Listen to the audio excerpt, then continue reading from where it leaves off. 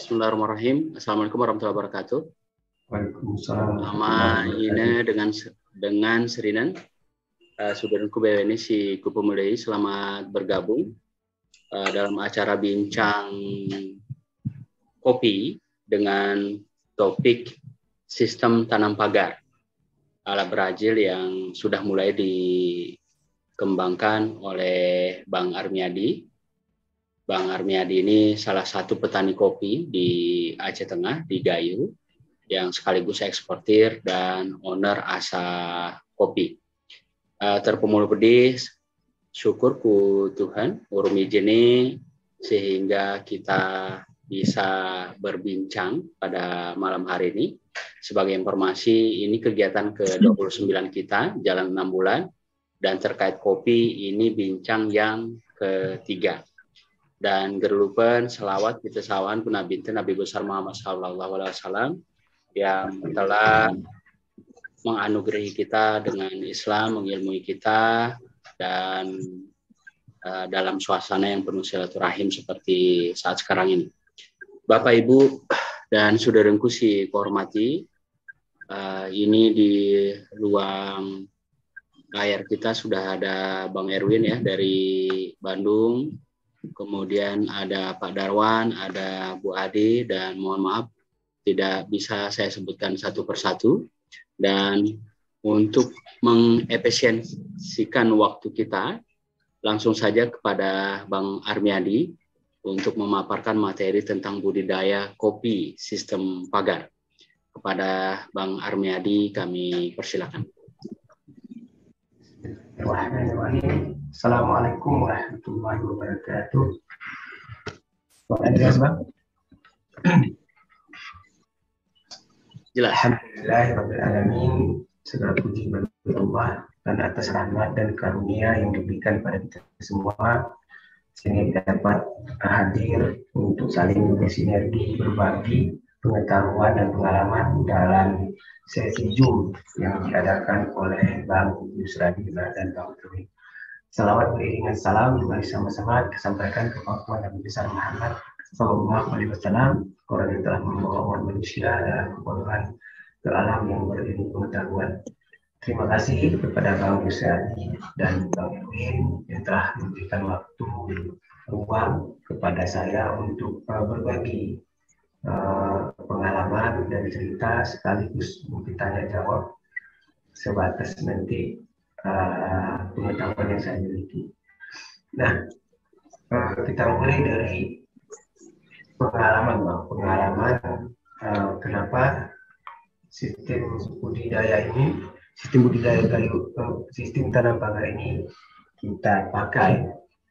Itu pengalaman dari jadi anak cangkul. Saya adalah salah satu anak petani yang kita sebut juga sebagai anak cangkul ya. Karena seseorang yang belum pernah pegang cangkul biasanya nggak hobi bertani. Sehingga karena terlalu lama pegang cangkul, akhirnya hobi bertani itu sangat mendarah daging pada saya. Jadi bertani boleh berkurang pas saya sampai SMA, lahir sampai SMA bersama orang tua itu pulang sekolah itu bertani. Dari pengalaman itu saya melihat bahwa kehidupan petani tersebut dalam tanda kutip lebih banyak penderitaan, lebih banyak keterbelakangan, lebih banyak kerja keras yang harus kita tempuh. Setelah dewasa, kebetulan saya juga sebagai penyuluh di perusahaan selama kurang lebih 12 tahun sepunya pertanian dan bergelut di kopi. Saya sangat banyak berdiri sebagai pemberi ceramah, pendamping petani untuk melaksanakan standar kopi internasional seperti standar EU, itu standar Eropa, standar kopi Amerika juga disebut dengan USDA, dan standar kopi jas itu standarnya Jepang. Dari standar-standar yang kita miliki dan perbandingan kopi di dunia, kita dapat mengamati bahwa kopi Gayo dan kopi Indonesia itu posisi saat ini adalah pensuplai nomor 4 di dunia. Secara luasan sebenarnya tidak kalah dengan Vietnam yang memiliki urutan nomor 3 setelah Kolombia. Jadi Brazil, Vietnam dan Kolombia baru Indonesia. Jadi Vietnam dan Kolombia ini saling berkejar-kejaran. Nah, kita melihat alasan kenapa sampai Indonesia memiliki posisi nomor 4 di dunia, sementara luasannya itu sangat luas, itu sekitar 110.000 hektar dengan populasi penduduk lebih dari 200.000 petani yang menjabat sebagai petani. Di situ kita lihat bahwa ternyata negara Vietnam, Bang Armiadi, maaf, ya. Tolong agak didekatkan mic-nya biar jernih suaranya. Suaranya hilang, Pak, kalau di sini, Bang? Iya, ya. Agak didekatkan mic-nya biar jernih suaranya. Ini mic. Ya, halo. Iya, udah. Ya. Setelah melihat perkembangan beberapa negara yang memiliki sumber pertanian yang sama seperti Vietnam, Kolombia dan Brazil, bahwa Indonesia itu memiliki urutan keempat. Haknya bisa memiliki urutan nomor 2 di dunia kalau metode yang kita gunakan itu sama dengan yang mereka gunakan. Setelah mengamati budidaya kopi di Brazil dan Vietnam, ternyata mereka menggunakan sistem pola yang tersistematis secara baik dengan sistem kita sebut dengan sistem pagar. Jadi sebagai anak petani, melihat pengalaman petani saat ini jauh berbeda dengan standar kopi internasional. Kopi kita saat ini, Bang Yus, kita bisa lihat ini adalah bawah kopi pertanian kopi di Gayo. Karena metode yang sangat rapat dari 4 sisi, 4 arah mata angin, timur, barat, utara, dan selatan, itu menyebabkan ke sisi bawahnya itu tidak terdapat sinar matahari dan mungkin bulu bacanya tidak tumbuh. Itu lahir sejak munculnya ide penanaman kopi di mata 5. Karena memiliki celah, maka ditanam lagi kopi di kaki 5. Ini adalah gambaran tajuk di sebelah kanannya, yang juga sama, tidak memiliki celah untuk mendapatkan cahaya matahari. Jadi ini bawah dan ini atas. Oke. Dengan begini saja, itu kita hebat. Kopi Gayo itu hebat di Sumatera. Karena kopi terluas di Asia Tenggara dengan luasan kopi Arabica terluas. Ya, mengalahkan negara Vietnam yang memiliki Arabica sangat sedikit. Kalau di Vietnam itu tentu hanya Robusta. Kelemahan kita saat ini dengan posisi saat ini adalah rata-rata umur tanaman kopi kita itu adalah tanaman yang diwariskan dari orang tua kepada anak dan tetap mempertahankan itu yang kita lanjutkan. Bahkan tidak ada istilah mengganti pohon yang baru. Lalu yang kedua adalah umur tanaman itu tidak seragam. Umur tidak seragam itu misalnya begini, ada 10 yang baru diganti 15 tahun lalu, 15 pohon tahun lalu, 100 pohon baru umur 10 tahun, 300 pohon berumur sudah tua, begitu, sampai tidak seragam. Ketidakseragaman itu membuat panennya tidak serentak. Begitu dengan tidak satu varietas. Ketika panen awal biasanya jenisnya misalnya tim-tim matang, maka tim-timlah yang akan kita petik. Kalau tidak satu varietas. Bergeser bulannya, maka pada varietas lain yang masak. Jadi setiap bulan tidak ada pohon yang tetap berbuah, selalu bergeser dalam artian populasi lebih banyak itu akan berdominasi di mana? Contohnya sekarang dari ketinggian 1000 mdpl itu sudah mulai masak kopi. Di 1600 itu tidak akan, itu akan bulan 11. Itu contohnya bulan 11. Itu dari segi ketinggian, dari segi varietas juga seperti itu. Ada varietas yang cepat berbuah dan masak, ada varietas yang lambat memasak. Jarak tanam yang tidak seragam dan tidak berurutan itu membuat sistem pertanian kopi di Gayo itu sudah kehilangan baris, sudah kehilangan seni dan sangat susah untuk dipanen. Sehingga ya boleh dikatakan kebun kopi di Gayo itu centang merena. Ya. Ditambah lagi semangat petani yang tidak ada petani yang punya target kalau tahun 2022 itu harus ada punya 2 ton, 3 ton, itu tidak ada. Jadi sistem pertanian kita itu masih tradisional, mengalir saja. apa yang diberikan oleh Allah itu yang mereka terima. Seolah-olah itu sebuah takdir, ya. Dan sisi lainnya, kopi gayo kelemahan kita saat ini tidak punya seni. Jadi setiap kita ke kebun itu adalah semua batang kopi yang tidak memiliki betah. Tidak semua memang, ada kebun-kebun yang membuat kita itu tidak mau pulang karena memang sangat indah kebun-kebun tersebut. Nah, kopi di Gayo, para petani kopi itu lebih mengejar luas. Jadi dia bangga dengan mengatakan, bosku ini tumpuk, 5 tumpuk, 10 tumpuk, 20 tumpuk, itu mereka bangga. Tidak pernah mengukur bahwa pentingnya produktivitas pada luasan lahan.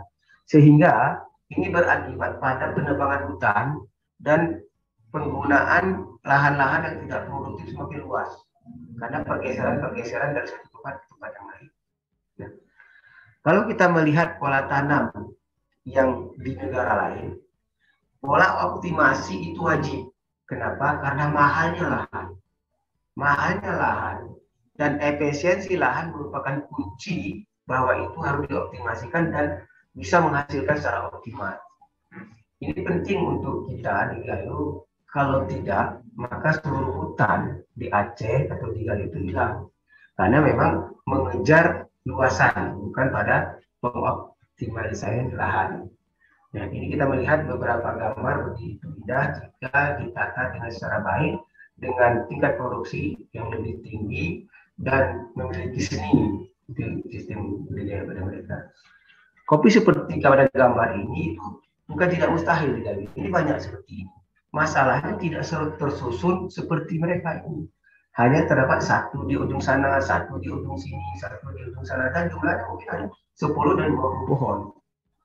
Pada metode Brazil kita lihat umur itu wajib seragam. Dan rapatan itu sudah dikalkulasi untuk mendapatkan sinar cahaya matahari yang baik. Memang untuk metode tanam Brazil ini kita harus mengoptimasi Bang Armiadi, lahan. Coba nggak pakai headset, pecah nggak suaranya? Coba. Suaranya pecah ya? Ya. Ini ada masukan dari peserta. Coba. Ya, Bang. Oke. Lebih bagus ya. Lebih bagus ya? Ya. Kasihan. Nanti kepada teman-teman semua yang tidak bisa mendengar secara baik, dicek saja dan silakan mengajukan pertanyaan karena kita nanti akan lebih banyak diskusi karena tidak banyak slide yang saya tampilkan. Kopi seperti ini pada gambar ini adalah sesuatu hal yang sangat mungkin dan banyak terjadi di Gayo. Cuman masalahnya adalah pada tanaman budidaya di kebun kopi itu terdapat 1 atau 2 pohon saja, tidak tersusun secara rapat dan sistematis. Nah, kita melihat banyak orang komplain ketika saya dibuat grup atau saya share di saya, orang mengatakan, Bang, kopi Brazil itu kan pada tanah datar. Ya, macam mana kalau itu berada di tanah yang miring seperti ini. Dan ternyata setelah kita eksplor, mereka juga punya lahan yang miring seperti di ujung sana itu, di ujung sana itu sama. Cuman pengoptimasian lahan dan keseragaman itu adalah kunci dalam keberhasilan kunci tanam pagar. Next. Nah, sistem ini kita duplikat dalam kebun model. Kenapa kita sebut kebun model? Karena sama seperti istilahnya pangkas rambut. Jadi ada pangkas rambut yang A, ada pangkas rambut yang B, ada pangkas rambut yang C. Tergantung selera kita. Hadirnya kebun model Asa Kopi adalah untuk memberikan contoh kebun model baru. Kita tidak sebut ini tidak kita sebut sebagai kebun contoh, tapi sebagai kebun model. Jadi model itu nanti bisa kita pilih setelah kita melihat hasilnya ke depan. Silakan teman-teman dari petani untuk memilih model mana yang disuka, apakah model lama atau model yang lebih intensif dan lebih rapat pola tanaman dengan produksi yang lebih tinggi. Nah, itu tujuannya. Karena saya sebagai petani dan sekaligus sebagai masyarakat Gayo, saya paham betul bahwa masyarakat kopi di Gayo itu tidak bisa kita hanya bicara, Pak. Jadi kita harus membuat kebunnya, membuktikannya, dan dilihat bersama-sama. Nah, hampir setiap minggu itu 1 atau 2 orang berdiskusi dengan kita, penasaran, hadir untuk melihat seperti apa sih bentuk kopi sistem tanam pagar ini. Oke, lanjut. Nah, Kelebihan dari sistem tanam pagar ini adalah optimasi lahan. Optimasi lahan ini bisa 2 kali lipat. Pada lahan biasa, itu kebun kopi Arabica kalau 3 kali 3 jarak tanamnya, kopi Digayu itu hanya bisa ditanam 1.100 pohon. Karena generasi muda lahir lagi sebagai petani, mereka coba memodifikasi sampai 1.500 per pohon. Ada lagi yang sampai mengusahakan 2.000 pohon per hektar, 2.000 pohon per hektar dengan sistem tanam 2 kali 2 atau 1 kali 2. Nah, kelemahan di sini apa? Bahwa sangat sulit untuk mendapatkan akses pergerakan, dan kemungkinan ke depan bahwa kopi itu akan sama seperti sistem kaki 5, di mana nanti lahan bawahnya itu akan tidak ditunggu lagi, tidak akan ditunggu lagi karena tidak mendapatkan cahaya matahari. Nah, pada sistem tanam pagar itu kita akan mendapatkan keseragaman. Keseragaman ini akan menyebabkan keseragaman hasil. Dia akan sekali panen atau satu periode panen. Tidak ada nanti di sana lagi berbunga sedikit, di sini lagi panen besar, itu tidak ada. Kalau satu pohon berbuah 5 buah, maka semuanya hampir sama seperti itu. Sisi lain kelebihan dari sistem tanam pagar adalah seni, memiliki seni karena dia itu memang tertata secara rapi dan ditambah dengan aksesibilitas dan ketersediaan lahan untuk berbudidaya. Jadi kalau jarak tanam yang kita lakukan di kebun model asap kopi itu, jarak tanam antar jalurnya itu 3,7 meter. Kita masih punya kesempatan untuk menanam palawija itu sekitar 5 sampai 7 tahun menggunakan lorong kopi antar kopi itu untuk penggunaan penanaman palawija, cabai, kubis, dan lain-lain. Dari jumlah kopi kita bisa memprediksi dan mengestimasi tingginya produksi. Ya, dari kita bisa memprediksi karena sudah nampak bahwa kemampuan produksi satu pohon itu dikalikan dengan jumlah populasi yang ada. Pada poin selanjutnya kita sebut selalu cabang selalu. Ini istilah bahasa Gayo ya. Cabang selalu adalah istilah pada kopi yang masih produktif. Belum terdapat banyak cabang-cabang sekunder dan tersier. Pada masa ini kopi ini hampir semua bongkol dan cabangnya itu penuh. Kenapa selalu cabang selalu? Artinya kenapa selalu kopinya muda? Karena kopi sistem tanam Brazil ini hanya kita gunakan sampai umur 10 sampai 12 tahun. Tergantung pada jenis tanahnya. Kalau di Batu Lintang itu kemungkinan maksimal itu hanya 10 tahun. Kalau di daerah Pondok Baru itu bisa sampai 12 sampai 15 tahun. Sangat tergantung pada kesuburan tanah. Beberapa contoh yang kita lihat di sini nanti bisa dicek bahwa jarak tanam itu menentukan populasi. Kalau kita lihat dalam jalurnya 70 cm kali 70 cm dengan jarak antar jalurnya 2,5 meter, maka populasi per hektar itu bisa diprediksi 5.254 pohon. 5.254 pohon pada umur 4, 5, 6, 7, 8, 9 tahun ke atas itu diprediksi dapat mampu menghasilkan 1 kilo per pohon dengan estimasi produksi 5 ton biji kopi green bean per hektar. Sekali lagi saya katakan sistem tanam pagar itu optimasinya menggunakan bahan kimia berupa pupuk optimasinya. Tidak dibiarkan begitu saja. Lalu kita melihat jika jalur tanam antar jalurnya itu 3 meter, maka didapat jumlah populasi 4.686, begitu seterusnya. Pada jarak dalam jalurnya 1 kali 1 dengan jarak antar jalurnya 2,5, maka didapatkan 4.000. Maka setiap rata-rata kita menyebut 4.000 tanaman per hektar. Macam-macam caranya dalam slide yang kita sebarkan itu terdapat bahwa 8.000 per hektar. 8.000 per hektar itu dengan metode tanam satu lubang tanam itu terdapat 2 tanaman. Jadi kalau 4.000 populasi per hektar, kalau satu lubangnya kita tanam 2 berarti dia 8.000 per hektar. Dan metode 8.000 per hektar ini juga sedang kita coba tanam.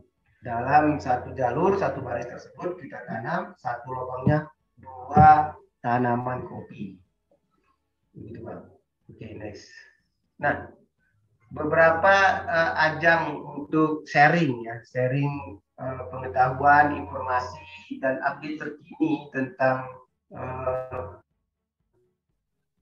budidaya tanaman kopi sistem pagar ini kita share di Telegram. Silakan ikuti di Telegram budidaya kopi modern. Kalau di grup Facebook budidaya kopi sistem pagar modern Brazil, dan kalau di Instagram silakan masuk ke Instagram saya di Master Kopi Gayo. Saya rasa kita lebih banyak diskusi dan abang bisa mengarahkan pada teman-teman yang lain untuk bisa saling berkolaborasi dan berbagi ilmu pengetahuan. Karena sebanyak apapun saya share, kalau teman-teman tidak paham dan tidak punya kesempatan untuk bertanya, ini sangat rugi sekali. Terima kasih, saya kembalikan kepada Bang Yus. Terima kasih Bang. Ya, sama-sama Bang Armiadi. Ini kita berikan aplaus dulu ya buat Bang Armiadi. Luar biasa presentasinya, cukup mencerahkan dan memberikan sesuatu yang baru buat kita. Dan ini mudah-mudahan dari bincang kita ini semakin menyebarluaskan informasi tentang sistem tanam pagar ini. Dan seperti saya bilang di awal, nanti kalau ada model maaf, yang lain, coba kita fasilitasi juga, sehingga ada pilihan-pilihan buat petani kita yang nanti akhirnya bisa kita bandingkan mana pilihan yang terbaik sesuai karakter kebun mereka dengan hasil berapa.